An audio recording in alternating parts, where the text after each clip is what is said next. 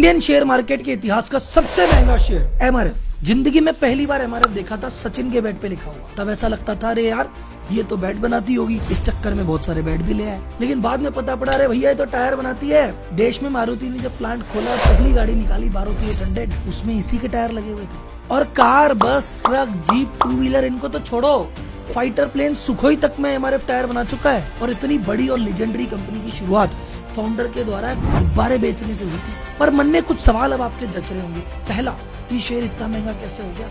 Reliance, TCS, HDFC इतनी बड़ी बड़ी कंपनियां हैं, इनके शेयर इतने महंगे नहीं है, इसका शेयर इतना महंगा क्यों?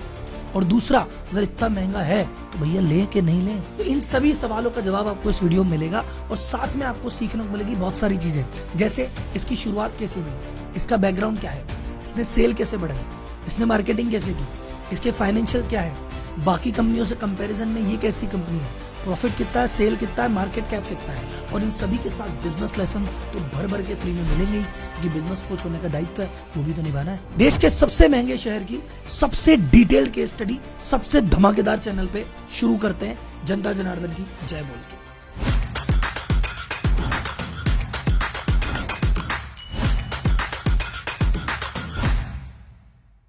कहानी चालू होती है एमआरएफ यानी मद्रास रबर फैक्ट्री के फाउंडर केएम मम्मन मप्पिल्लई से। अबे नाम मेरे से बार बार मत बुलवाना। तो केएम साहब की फैमिली वैसे तो फाइनेंशियली स्टेबल थी, लेकिन इनके पिताजी स्वतंत्रता संग्राम में भैया भिड़े हुए थे। तो अंग्रेजों ने कहा यार भैया इसको जेल में डालो, तो उनको जेल में डाला, उनकी संपत्ति जब्त कर ली, इनका बिजनेस काइंड ऑफ ठप हो गया। तो घर परिवार की हालत खराब हो गई। तो इनके केएम सर जो है मम्मन मप्पिल्लई, इनके ऊपर भूमिका आई कि भैया घर का खर्चा चलाओ। तो इन्होंने बाजार से गुब्बारे खरीद के ये जगह जगह जाके गुब्बारे के खिलौने ये जा जाके स्टेशन पे दुकान घर घर जाके बेचते थे और उस पैसों से घर चलाते थे। धीरे धीरे थोड़ा पैसा बना लिया, उस पैसे से घर चला लिया। चलते चलते एक सच्चे बिजनेसमैन के दिमाग में आइडिया आता है दाल रोटी तो चल रही है, पर आगे क्या? तो आगे इन्होंने कहा है खरीद के बेचने में उतना मुनाफा नहीं है जितना बना के बेचने में।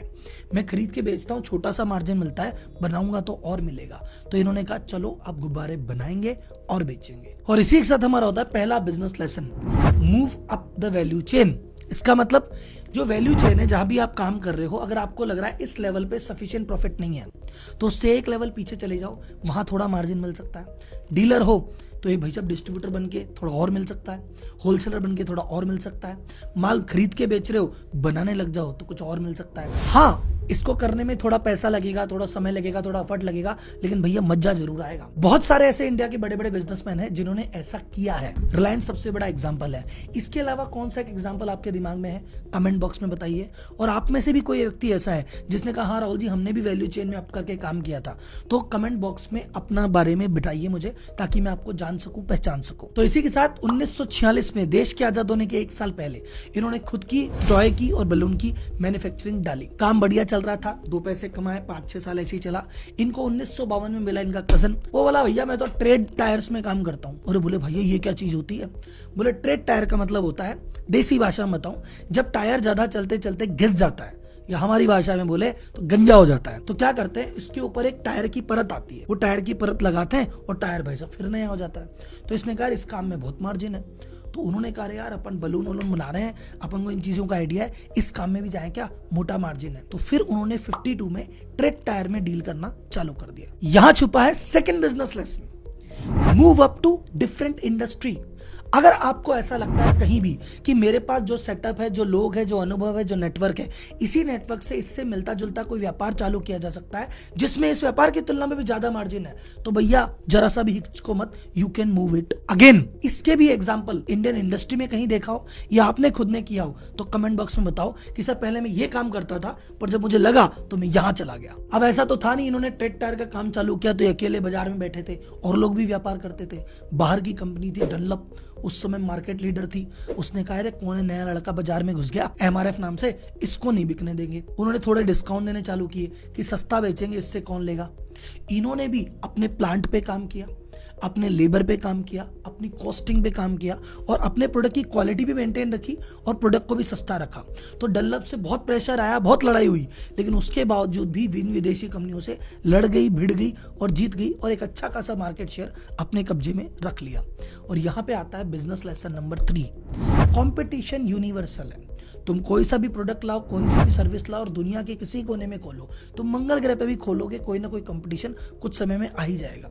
और कंपटीशन से लड़ने का एक ही तरीका है, हमारे प्रोडक्ट की क्वालिटी बेस्ट हो या प्रोडक्ट सस्ता हो, दोनों में से एक भी चीज है तो जीतने की संभावना है, दोनों है तो जीत गए। अब आते हैं असली में एमआरएफ कैसे बना। 1961 में मैन्सफील्ड करके यूएस का एक टायर ब्रांड था, इन्होंने उसके साथ पार्टनरशिप कर ली कि भैया एक काम करते हैं, मेहनत हम कर रहे हैं, जान हम लगा रहे हैं, प्रोडक्ट हम बना रहे हैं, तुम यहाँ थोड़ा टेक्नोलॉजी वाला सपोर्ट दे दो और जो तुम्हारा इतना लंबा चौड़ा नेटवर्क है उसमें हमको माल बेचने दो। उन्होंने कहा चलो ठीक है, साथ में काम करते हैं। तो 1961 में इन्होंने साथ मिलकर काम चालू किया और टेक्निकल की जो चीजें थी वो इनको यहाँ से समझ आने लगी। अब सोचो 1964 का दौर चल रहा है, इंडिया को आजाद हुए 17 साल हुए हैं। उस समय भाई साहब कहाँ है मोटर कार, है ही नहीं। उस समय बाइक भी लिमिटेड, साइकिल भी लिमिटेड, तो क्या करें टायर वाले धंधे में।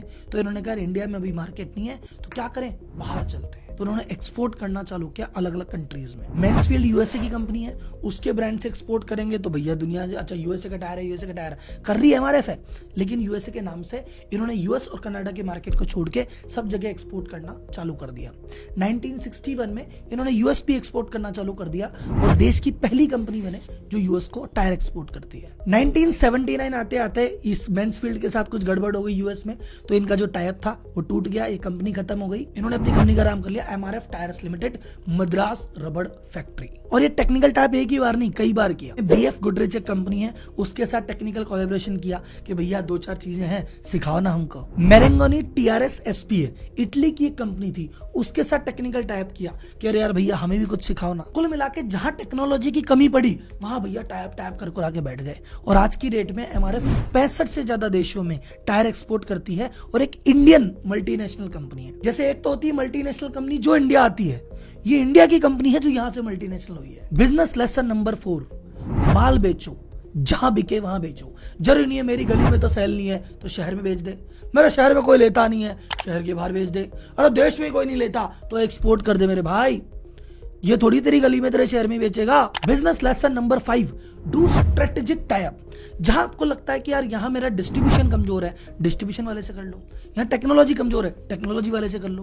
यहां पैसा कमजोर है, फाइनेंशियल टाई अप कर लो। जिस रिसोर्स की कमी पड़ रही है उस रिसोर्स में तुम्हारी एक ताकत है, उसकी कोई ताकत है, मिल लो, दोनों का फायदा। आपको क्या लगता है कुछ कंट्री में एक्सपोर्ट करके इतनी बड़ी कंपनी बन जाएगी एमआरएफ? नहीं भैया, बहुत सारी चीजें करनी पड़ती है। 1973 में पहली बार टायर्स में नायलॉन टायर का इस्तेमाल किया एमआरएफ ने और एक क्रांति लेके आए। ये टायर भैया लंबा भी चलता है, स्ट्रॉन्ग भी होता है और जेब पे हल्का पड़ता है। फिर उन्होंने कहा अभी 73 आ गया है, थोड़ा सा धीरे धीरे इंडियन मार्केट भी होने लग गया।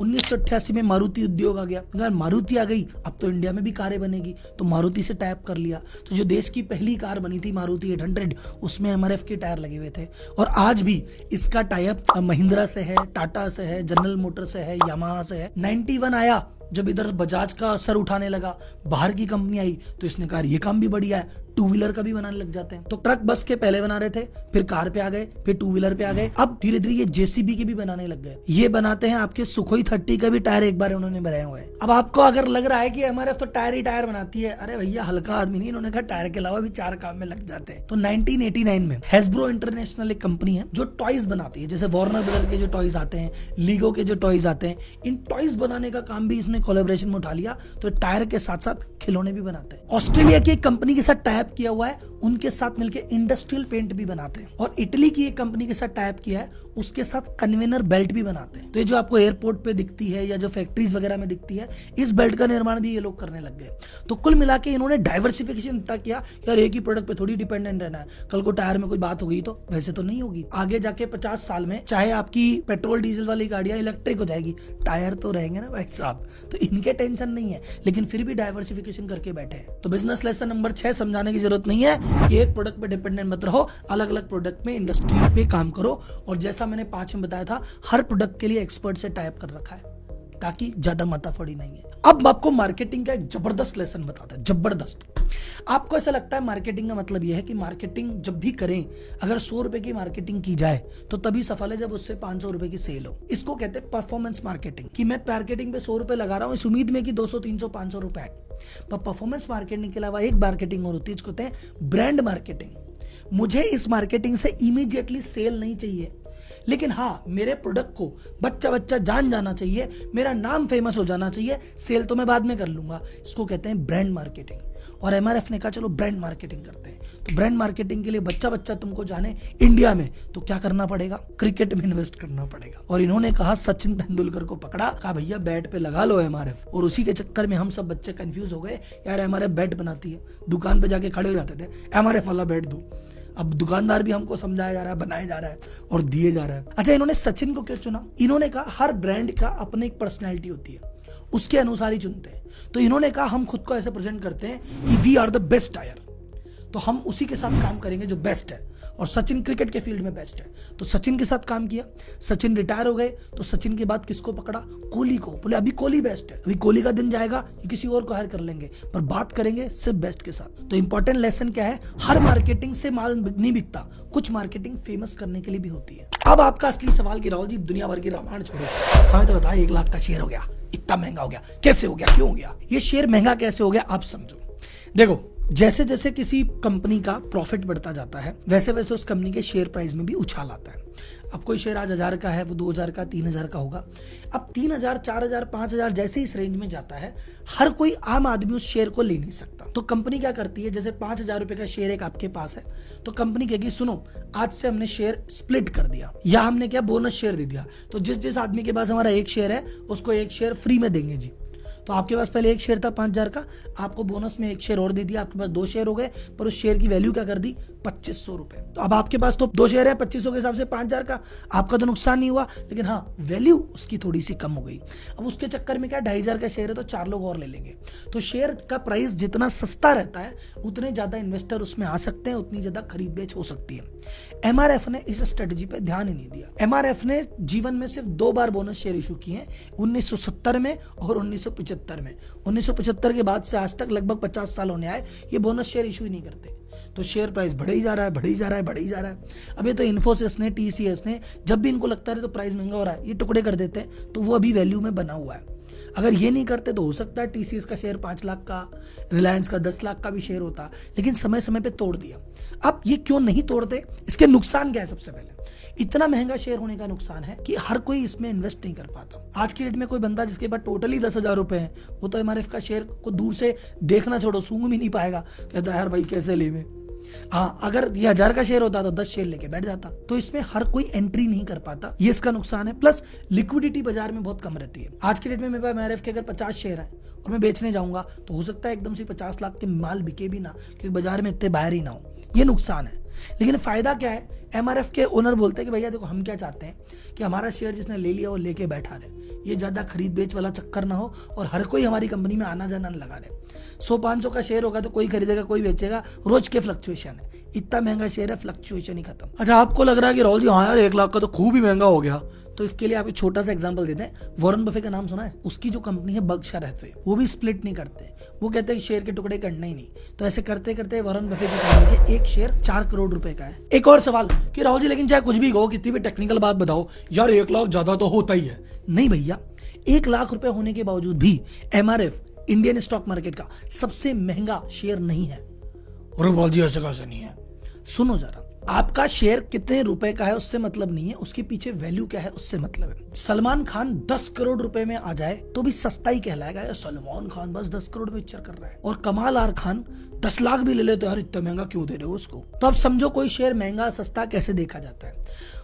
उस शेयर को महंगा कहा जाएगा जिसका पीई रेशियो बहुत ज्यादा है, वो शेयर कहलाता है महंगा शेयर। और जिसका पी रेशियो कम है वो कहलाता है सस्ता शेयर। जैसे एग्जांपल से समझो, अगर आप महंगे शेयर की बात करते हो तो ये जो स्टार्टअप के शेयर आते हैं, ये है सबसे महंगे शेयर। क्यों? क्योंकि इनकी अर्निंग तो कुछ भी नहीं है, लॉस है, 10-20 करोड़ रुपए कमाते हैं, कंपनी का भाव लेकर बैठे 20,000 करोड़, 25,000 करोड़, तो ये महंगे हुए ना, क्योंकि इनकी 1 रुपए की अर्निंग के पीछे 2,000 रुपए का भाव लेके बैठे, ये महंगे। बीच में अडानी पे आरोप लगे थे, यार भाई साहब अडानी के शेयर इतने हवा में उड़ा रखे हैं, उसका पी रेशियो बहुत ज्यादा था कि यार अडानी की इतनी तो कमाई नहीं है, इतना महंगा। तो अगर ये 1 लाख का शेयर है, एक कमाई भी उतनी कर लेता है बच्चा। और कई ऐसे शेयर जिनकी कमाई लेने देनी कुछ नहीं है, तो जिनकी कमाई दमाई कुछ नहीं है तो 100 रुपए में महंगा है ना यार। इसका 1 लाख शेयर होने के बावजूद टोटल मार्केट कैपिटलाइजेशन अगर देखूं कि टोटल बाजार में एमआरएफ की टोटल वैल्यू कितनी है, वो है 42,000 करोड़ रुपए ओनली। इंडिया की जो टॉप 100 मार्केट कैप है ना, उसमें भी एमआरएफ अभी नहीं आता। नंबर 1 पे बैठे हैं सबके पापा रिलायंस इंडस्ट्रीज 17 लाख करोड़ की वैल्यू लेके। तो आप सोचो टॉप 100 लिस्ट में भी नहीं आता अभी तक। हाँ, ये अपनी इंडस्ट्री में सबसे महंगा है। टायर इंडस्ट्री में जिन जिन इंडस्ट्री के शेयर हैं, जैसे अपोलो का शेयर है, जेके का शेयर है, आपके बालाकृष्ण इंडस्ट्री का है, इन सबसे देखा जाए इस कंपैरिजन में महंगा शेयर है, ये मानना पड़ेगा। राहुल जी इन्वेस्ट करे कि नहीं करे, आप तो ये बताओ, बात खत्म। आप तो ये देखो अब तक क्या एमआरएफ ने जनता को कमा के दिया है कि नहीं कमा के दिया। जब इसका आईपीओ आया था ये 11 रुपए का शेयर था, आज ये 1 लाख रुपए का है, यानी इसने ग्रोथ दी है 9000% की। जिस आदमी ने उस समय 1100 रुपए का शेयर खरीदे थे, आज की रेट में वो 1 करोड़ रुपए का मालिक है। तो 1100 रुपए बन गए 1 करोड़ रुपए। तो कमा के तो दिया है जब से लेके आया तब से अब तक। लेकिन मैं बात करूं कि भैया ये तो इतनी लंबी बात हो गई, हमें तो बताओ अभी करंट में हालत क्या चल रही है। तो करंट में भैया उतना कमा के नहीं दिया है। अगर पिछले 3 साल के एवरेज की बात बताऊं तो पिछले 3 साल में एमआरएफ ने 57% की ग्रोथ दी है, पर उसी दौरान सेंसेक्स ने 87% की ग्रोथ दी है। और इसके कंपटीशन पे अगर मैं चला जाऊं, जेके ने 219% की ग्रोथ दी है, अपोलो ने 284% की ग्रोथ दी है। तो बाकी इंडस्ट्री, बाकी कंपैरिजन के चक्कर में पिछले 3 साल या 5 साल भी आंकड़ा ले लेंगे तो एमआरएफ का उतनी इंप्रेसिव परफॉर्मेंस नहीं रही है। इसकी सेल्स की बात करें तो ये नंबर 2 पे है। सबसे ज्यादा सेल्स टायर मार्केट में अपोलो टायर्स की है 24,500 करोड़। सेकंड नंबर पे ये आता है 23,500 करोड़। तीसरे नंबर पे आता है जेके, जो है इसका लगभग आधा 14,000 करोड़। तो वैसे तो टॉप पे है, पर नंबर 2 है और थर्ड में और 2 में बहुत बड़ा गैप है। इसके अलावा टायर मार्केट में 24% मार्केट शेयर एमआरएफ लेके बैठा है। 65 से ज्यादा कंट्रियों में एक्सपोर्ट होता है। जैसा मैंने बताया ऑलरेडी, बड़ी बड़ी कंपनियों से टाटा महिंद्रा इनका ऑलरेडी टाई अप है। और ऑटोमोबाइल इंडस्ट्री में कितना डिस्ट्रप्शन हो जाए, पेट्रोल डीजल से आप चले जाओ, हाइड्रोजन पे चले जाओ, चाहे ईवी पे चले जाओ, किसी पे भी जाओ, चाहे सोलर से चलाओ, टायर तो चाहिए ही भाई साहब। तो टायर इंडस्ट्री को कोई दिक्कत नहीं है, वो तो उड़ने ही वाली है। जनसंख्या बढ़ेगी, पैसा बढ़ेगा तो गाड़ियां बिकेगी, तो टायर का भी काम होगा ही होगा। तो एमआरएफ के बारे में मैंने आपको इसकी हिस्ट्री बताई, सेल्स बताई, मार्केटिंग बताई, पोजीशन बताई, प्रॉफिट बताया, कंपैरिजन बताया, इसके बारे में डाउट आपको क्लियर किए। पर इसमें इन्वेस्ट करना है या नहीं करना है ये मैं नहीं बताऊंगा, क्योंकि मैं आपको एक डिस्क्लेमर जारी कर देता हूं। पहली बात, मैं एमआरएफ में इन्वेस्टर नहीं हूं, मैंने कोई शेयर नहीं लिया। दूसरा, मैं सेबी रजिस्टर्ड एडवाइजर भी नहीं हूं जो आपको एडवाइस दे सकूं, मैं कौन सा लीगल एडवाइजर हूं।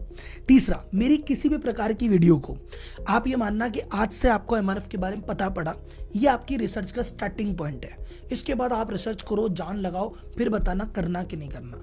मेरी किसी वीडियो को आप कंक्लूजन मत मानना, हाँ राहुल जी ने कह दिया तो ले लो, नहीं। राहुल जी ने डेटा देते हैं, डिसीजन आप लोगे, आपका पैसा, आपकी इच्छा, हम बस हेल्प करने वाले व्यक्ति हैं। धन्यवाद।